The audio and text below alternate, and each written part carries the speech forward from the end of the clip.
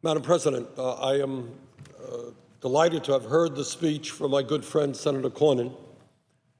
And I think as the ranking member of the Budget Committee, we are going to have some very serious discussions about some of the assertions that Senator Cornyn and many other Republicans made. And let me begin by saying I am delighted that some of my Republican friends have expressed great concern about our deficit and our national debt.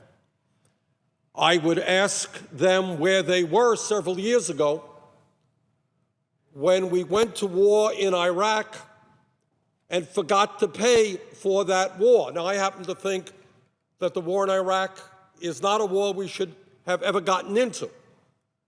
But be that as it may, I find it interesting that some of the leading deficit hawks went to war, a war which will end up costing us some $3 to $6 trillion. But for the first time in the modern history of our country, they went to war, and yet they chose not to pay for it. And then on top of that, in the midst of the war, during that period, they gave substantial tax breaks to the wealthiest people in this country. And then in addition to that, they passed a Medicare Part D prescription drug program, much more expensive than it should be, written by the insurance companies, also not paid for. And now, these same Republicans who came to the floor, having voted to spend trillions of dollars on a war we should not have gotten into, having voted to give huge tax breaks to billionaires, having voted for a Medicare Part D prescription drug program not paid for, lo and behold, they have discovered that we have a deficit problem and a national debt problem. This country would be in a lot better shape if they had expressed those concerns 7 or 8 years ago. Madam President, in my view, there is a war going on in this country. And I'm not talking about the wars in Afghanistan or Iraq or the instability in the Middle East. I am talking about the war being waged in America today against the American middle class, against the American standard of living, and against the American dream. Today in the United States of America, we have more income and wealth inequality than any other major country on earth. Today in America, we have the highest rate of childhood poverty of any major country on earth. Today in America, we are the only major nation not to guarantee health care to all of our people as a right of citizenship. The United States of America once led the world 40 years ago in terms of the percentage of our people who graduated college. In short, we were the best educated people in the world. Today, we are in 12th place, and millions of our young people are graduating college deeply in debt, while others are looking at the cost of college and saying, I'm not going to go to college. I'm not going to go get a higher education. I can't afford it. I don't want to leave school debt. And our competing nations, whether it is Germany, whether it's Scandinavia, whether it's many of the European countries, what they are saying is their kids are going to go to college regardless of the income of their family. In terms of our infrastructure, we once were the envy of the world. Today, according to the World Economic Forum, we are in 12th place. Today in America, real unemployment is not the official unemployment of 5.8%. It is over 11% if you count those people who have given up looking for work and are working part-time. Youth unemployment, an issue we do not talk about, is 18%. We got over 5 million young people in this country who either dropped out of high school or graduated high school. And you know what they're doing, Madam President? They're doing nothing. They're hanging out on street corners in Vermont and in Louisiana and all over this country. There are no jobs for them. In terms of African American youth unemployment, that number, if you can believe it, is close to 30%. What the war against the middle class and working families is about is that millions of our people are working longer hours for lower wages. In inflation adjusted for dollars, the median male worker today is earning some $700 less than that worker made 40 years ago. The median woman worker, that woman right in the middle of the economy, made $1,300 less last year than she earned in 2007. Since 1999, median middle-class family has seen its income go down by about $4,000. Madam President, the Great Recession, which was caused by the greed, recklessness, and illegal behavior on Wall Street, cost our country millions of good-paying jobs. It cost millions of Americans their homes and their life savings. It destroyed marriages and left people so destitute that they took their own lives. Because the fact is, when you are in economic despair, an economic recession, suicide rates go up. And while the worst is clearly behind us, millions are still struggling to claw their way back to where they were before the greed and financial abuses of Wall Street ripped the middle class apart. Madam President, the good news is that in the last 6 years, our economy has made significant progress. We have created millions of jobs, and that is a good thing. Our unemployment rate is down, and we have seen a whole lot of people return to work. But when we talk about the economy, we also have to understand that the recovery that we are seeing is extremely uneven. Some people, the people on top, have done remarkably, unbelievably well. A tiny slice of the population has gobbled up all of the economic gains since 2009. Let me repeat that, because it is almost impossible to believe, but it is true. All of the new income gains after 2009, not 50%, not 80%, not 90%, 100% of all of the income gains after 2009 have landed in the pockets of the top 1%. Today, the top 1/10 of 1% owns more wealth than the bottom 90%. Today, Madam President, the Walton family, 6 people own more wealth than the bottom 41%. Here is the Walton family, 6 people, worth $144 billion. Here is the bottom 41.5% of our population, 131 million people. They are worth about $123 billion. And I ask the American people, is this what our country is supposed to be about? One family owning more wealth than the bottom 41%, the bottom 131 million Americans. Madam President, our economy and our distribution of wealth and income is completely out of balance, and this imbalance is not only fundamentally immoral, it is wrong that so few have so much and so many have so little, but it is also detrimental to economic growth.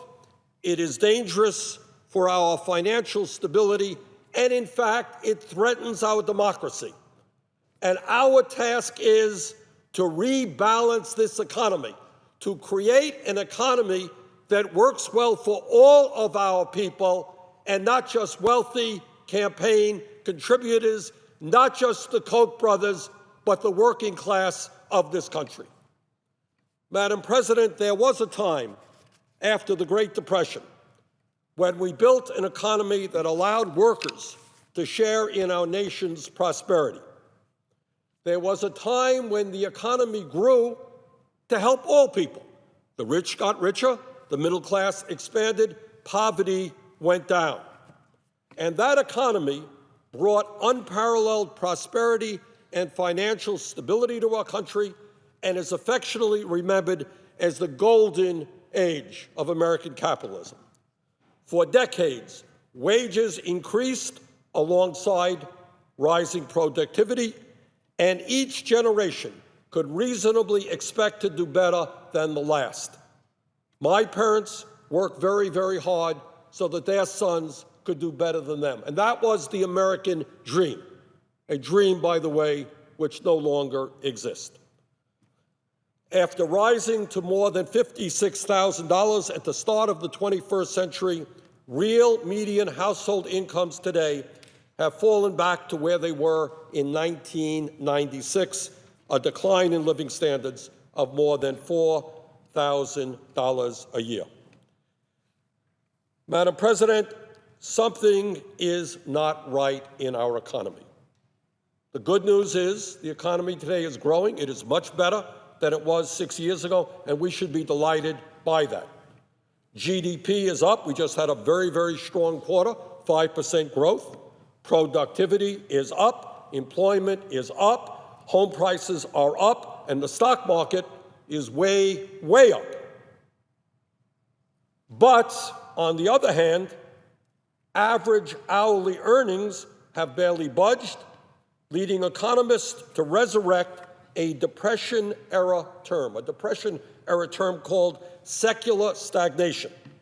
For the first time since the Great Depression, our economy is growing in a way that is leaving most of our citizens no better off. In other words, the economy is doing well, but the people are not doing well. In fact, the distribution of wealth today is worse than in any time since 1917. 1917. The share of wealth owned by the top 0.1% is almost the same as the bottom 90%. So, Madam President, when we talk about the budget, and I will talk about the budget as the ranking member of the Budget Committee, the budget has got to be placed in a broader context of what is happening in America. And what is happening in America is the people on top doing phenomenally well, stock market doing off the wall, corporate profits at an all-time high, while the middle class shrinks and we have almost more people living in poverty than any time in our history. That is the context in which, in my view, the Budget Committee has got to accept its challenge. Today, Mr. President, half of all Americans are making less than $20 an hour. Half the kids in our public schools are living in poverty, and 62% of Americans do not have the money to cover an unexpected emergency room visit or a $500 car repair. In other words, all over this country, people are stressed. They are worried what happens if their car breaks down. They're worried what happens if they get sick because they have no money in the bank. They have nothing to rely upon. They're working longer hours, and in many cases, they have nothing in the bank. As the recent elections in Greece demonstrates, ordinary people will not stand by and watch as their economies unravel and as their democracies unravel. Left unchecked, widening disparities in wealth and opportunity here at home can give rise to dangerous levels of social unrest.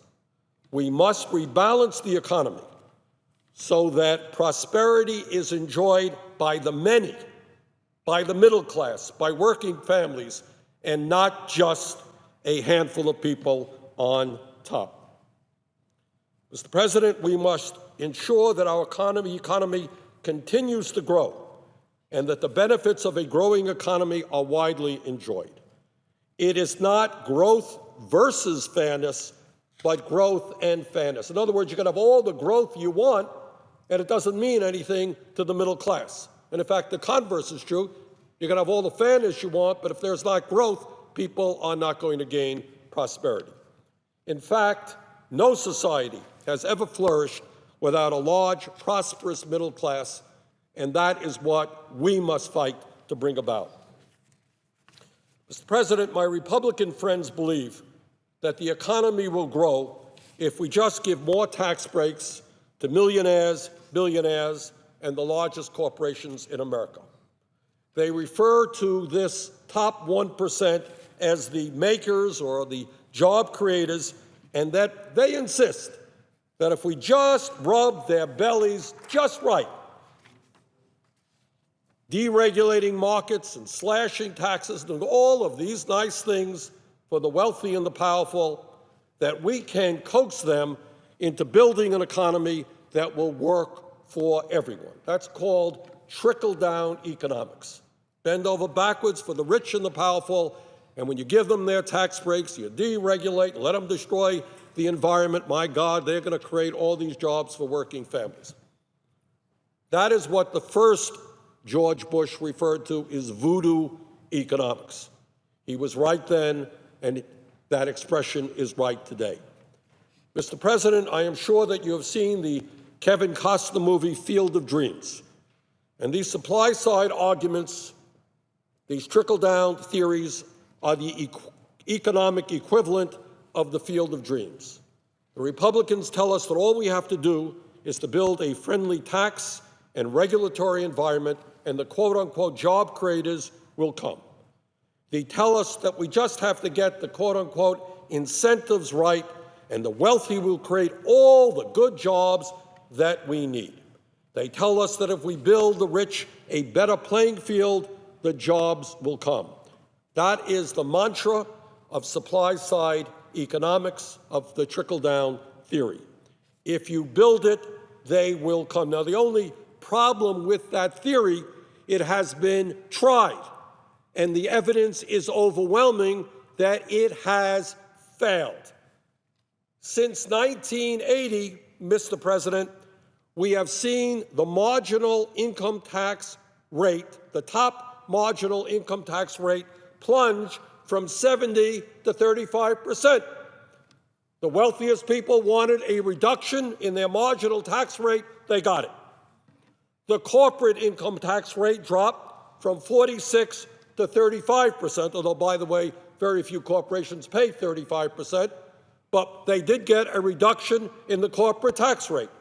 And taxes on capital gains fell from 28 to 15%. We have deregulated the airlines, deregulated telecommunications, deregulated energy, and maybe most significantly and most disastrously, we deregulated Wall Street. We did all of the things that the wealthy and the powerful wanted us to do.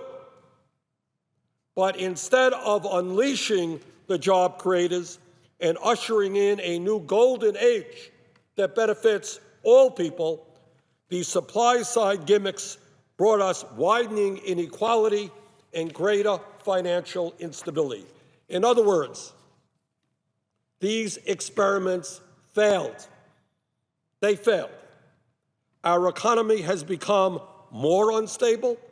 The distribution of wealth and income has become more unequal, and it takes the system longer and longer to claw back the jobs that are lost each time we suffer a recession.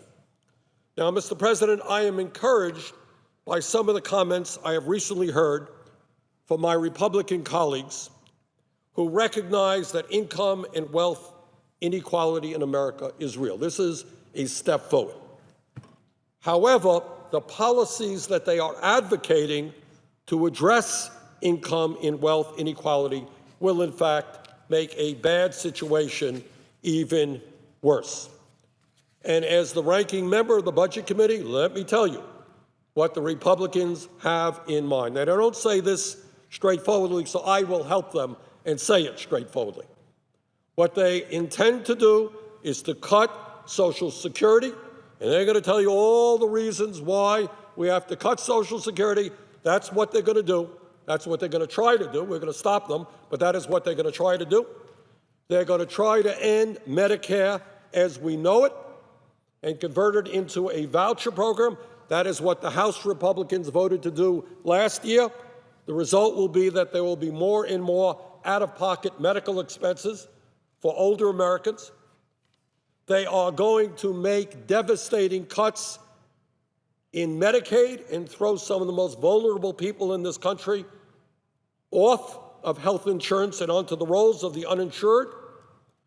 They are going to try to cut taxes for millionaires, billionaires, and large corporations, and they are going to try to increase military spending. That is what they're going to do. They're going to give long speeches. They're not going to say these things directly, but if you listen closely to the speech that my friend and colleague Senator Cornyn gave, that's really what they intend to do.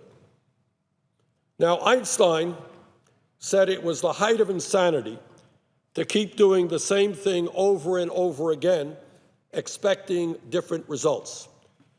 It is time to accept the facts, and the facts are that trickle-down economics does not work. It has failed, and it is time to get back to doing what does work, what works for the middle class and working families, and that's what we've got to get back to. So what does work? What is a program that we should be advocating that makes sense and that will work for ordinary Americans? And the plan is actually pretty simple. It's the way economics was taught and practiced during the golden age of capitalism, and it flips trickle-down thinking on its head. To put it as simply as possible, our economy runs on sales. Not a very difficult concept to understand. Sales create jobs. Businesses don't hire and invest because they want to. They hire workers and invest in new machinery because they have to. They do it to keep up with consumer demand, which is 70% of our economy. Not very complicated. When people have disposable income in their pockets, they buy products, they buy services. And when they buy those services and products, companies hire workers to make those products and deliver those services. Mr. President, we hear a lot of talk about how we need to reduce spending to grow the economy. But that can't quite make sense. Spending isn't just the right way to grow the economy. In fact, it is the only way to grow the economy. After all, what is the economy? It's our economic pie, our GDP. And what is that? It is a measure of how much we're spending as a nation to buy the goods and services we are producing. If we spend less, we don't grow our economy, we shrink it. Contrary to what a lot of people believe, the government is not the big spender in the economy. Households are. Their spending accounts for roughly 70% of our total GDP. That means consumers play a critical role in creating the demand that drives our economy. It also means that when the middle class is in trouble, when people have less disposable income, the American economy is in trouble. Whether we continue to grow and create jobs depends critically on the economic well-being of the vast middle class. If the middle class is weighed down with debt and struggling to get by, the long-term health of the United States economy is in serious trouble. Hardworking Americans with money to spend are the real job creators.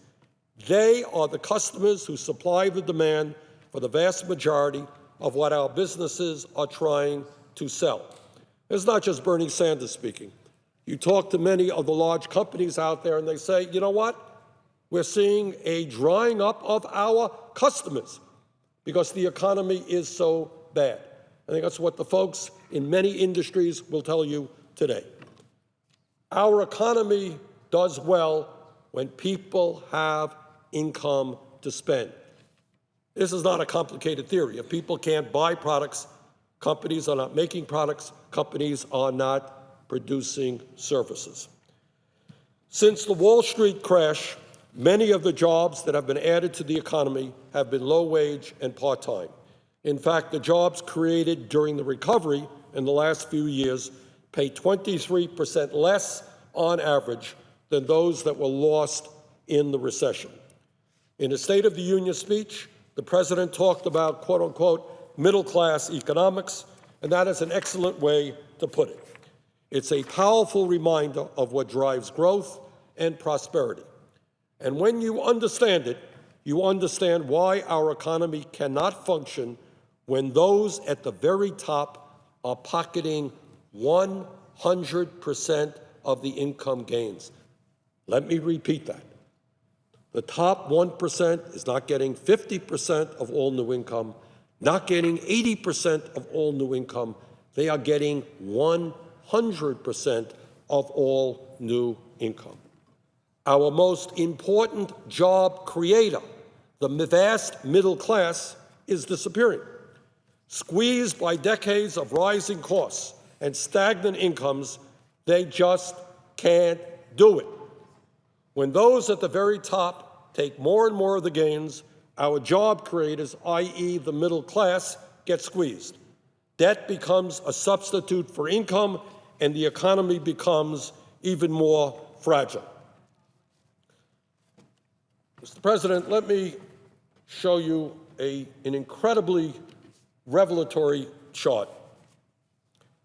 And this chart talks about distribution of average income growth during expansions and what the bottom 90% received versus what the top 10% of families received. And we go back from the period of 49 to 53, 54 to 57, 58 to 60, 61 to 69, 70 to 73, 75 to 79, 82 to 90, 91 to 2000, 2001 to 2007, 2009 to 2012. That's the last information we have. And what this chart shows is that in the last 3 decades after World War II, the vast majority of Americans did well when the economy did well. This is the percentage of new income that went to the bottom 90%, and this is what the top 10% got. They did okay. 10% did pretty well. They got 20% of all new income. But the bottom 90% got 80% of the income. And then 54 to 57 went down a little bit, but the bottom 90% did pretty well. Bottom 90% did pretty well. Bottom 90% did pretty well. Bottom 90% begins to do less well, but they're still getting a majority of the new income. Whoa! What happens in 1982? Well, Ronald Reagan is president, and the good news is we are into trickle-down economics. And here it is. And this chart tells it all. This is what the top 20% got. This is what the top 10% got. This is what the bottom 90% got. And here we are in the last number here where we are today. And lo and behold, the top 10% gets it all.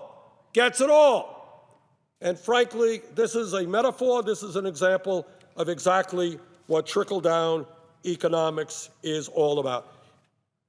So early on, when we have a recovery, most of the new income goes to working families and the broad middle class.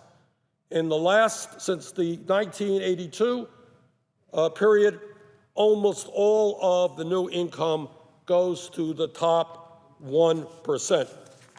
And today, as I mentioned, rather unbelievably, all of the new income is going to the top 1%.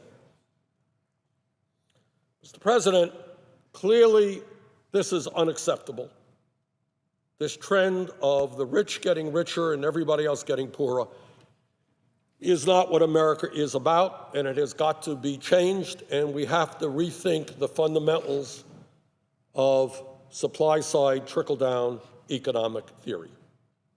And the difficulty that we have, to be frank, is that especially since Citizens United And especially since the millionaires and billionaires can pour huge amounts of money into the political process, for them, this is great news. This chart is fantastic news. They have won. They contribute to candidates. Candidates go out and tell us, we need more tax breaks for the rich, we need more deregulation, and these are the results. So not only do we need to change our economic policies, clearly we need to change campaign finance so the work being done by Congress reflects the needs of working families and not just the billionaire class. Now, Mr. President, let me tell you what I think we should do.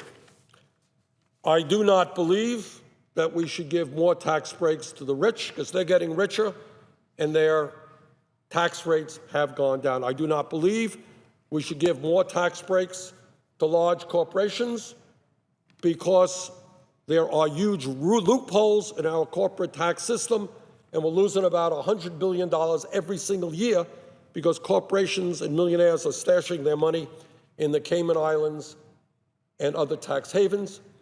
We have a situation right now in this country, in terms of our individual tax rates, where hedge fund managers who make millions of dollars a year pay an effective tax rate lower than a truck driver or a nurse.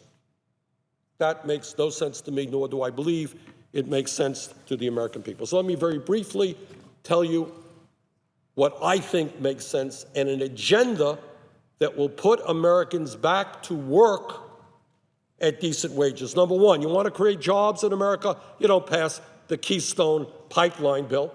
That creates 35 permanent jobs. That creates several thousand construction jobs.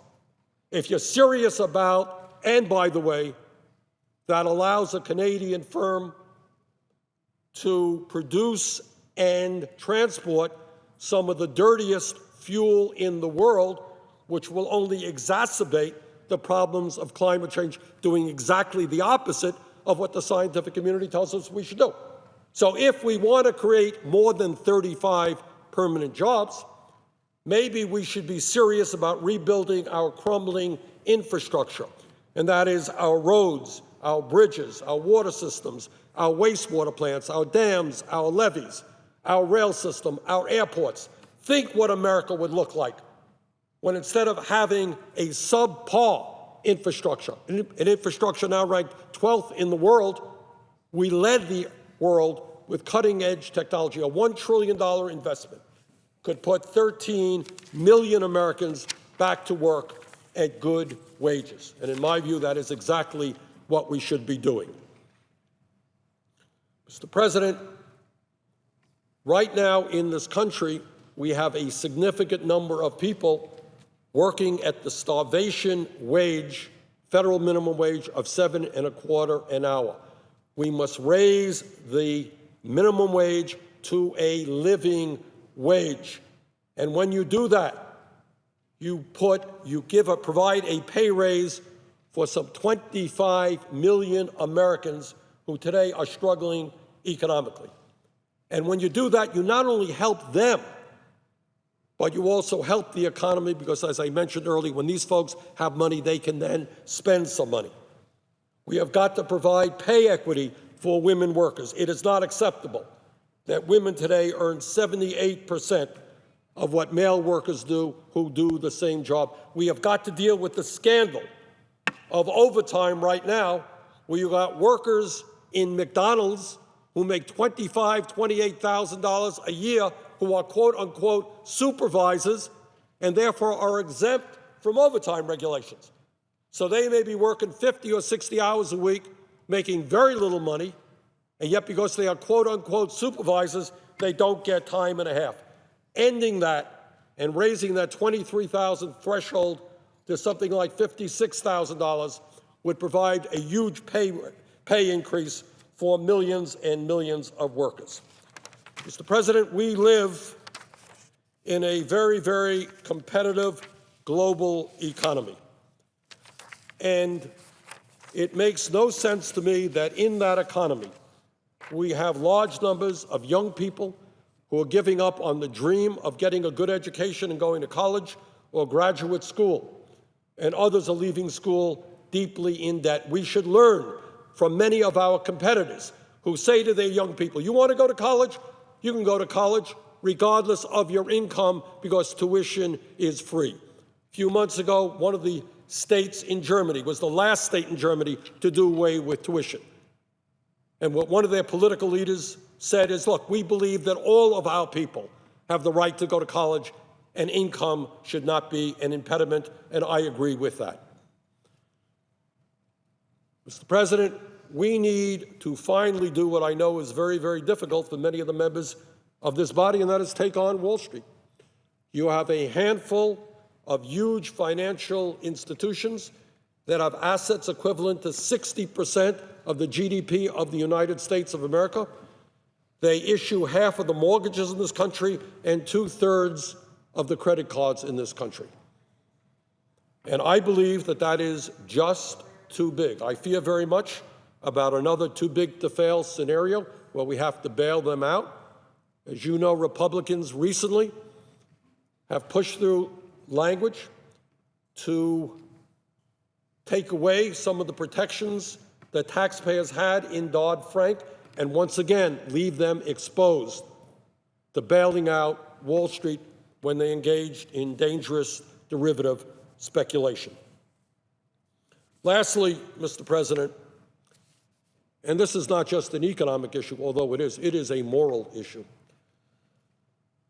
We have millions of senior citizens and people with disabilities in this country who are struggling with incredible courage every single day to buy the food they need and buy the medicine they need, and in cold states like mine in Vermont, to heat their homes. This is not just rhetoric, this is reality. There are God knows how many seniors who say, well, you know, I can't buy my medicine if I'm going to heat the house. I can't heat the house if I'm going to buy my nutrition. And we know that all over this country, Meals on Wheels program, there are waiting lines because it's a place for low-income seniors to get their nutrition. And yet we have an effort right now on the part of Republicans to say that, well, yeah, you got millions of seniors trying to get by on $12,000 a year, $13,000 a year, but we're going to cut their benefits. We're going to cut their benefits. Well, they may make that effort, but I will do everything that I can to stop them. And there are very simple remedies to the problems facing Social Security, and we should make a couple of things very clear. Despite a lot of the rhetoric that you hear, Social Security, of course, is paid for by the payroll tax, does not add to the deficit. So take that issue away. Now, the second issue is that Social Security is going broke. Well, simple truth is Social Security is not going broke. Social Security has about $2.6 trillion in its trust fund, can pay out about all benefits owed to all eligible Americans for the next 19 years. And if we want to make Social Security solvent, not for 19 years, because I think we got to extend that, we want to make it solvent for 30 years or 40 years, if we want to do as I believe we should do, not cut benefits, but expand benefits, if we want to do the right thing for our parents and our grandchildren, then I think we defeat every effort out there to cut Social Security. I think we lift the cap on taxable income so that millionaires contribute more into the Social Security trust fund. I think we have that moral obligation to our parents and our grandparents. So, Mr. President, let me conclude by saying this. I think the evidence is overwhelming that trickle-down economics is a fraud. It works for the very wealthy. It does not work for working families. The job of this Congress is to protect the middle class and working class and not just billionaire campaign contributors. And with that, Mr. President, I thank you for your indulgence and I yield the floor.